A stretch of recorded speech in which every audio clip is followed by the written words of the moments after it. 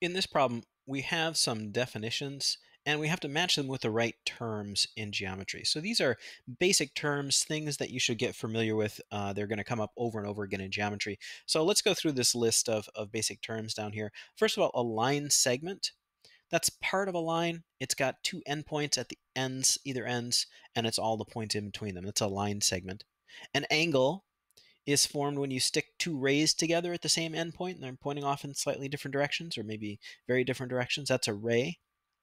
A circle is defined as the set of all points in a plane that lie at the same distance from a single point in the plane, which might seem a little hard to understand.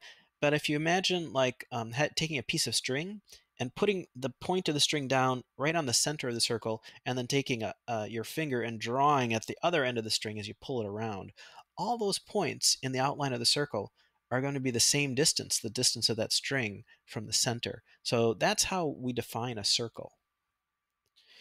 Parallel lines are lines that are on the same plane and never cross each other. Perpendicular lines are lines that intersect at right angles.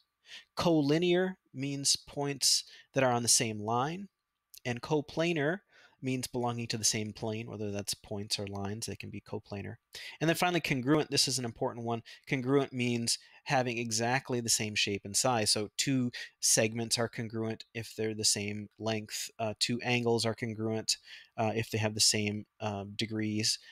So congruent means same in shape and size. All right, let's look at what we got up here in the box and see if we can do some matching. This first one says a part of a line consisting of two endpoints and all the points between them, and that is a line segment. So we'll pop that guy up here. All right. The next one says belonging to the same line, and that should be collinear. And then a figure formed by two rays that have the same endpoint. That's our description of an angle. Two rays, same endpoint. And finally, intersecting lines that form right angles, that is perpendicular. So that's a little bit of work with some basic geometric terms.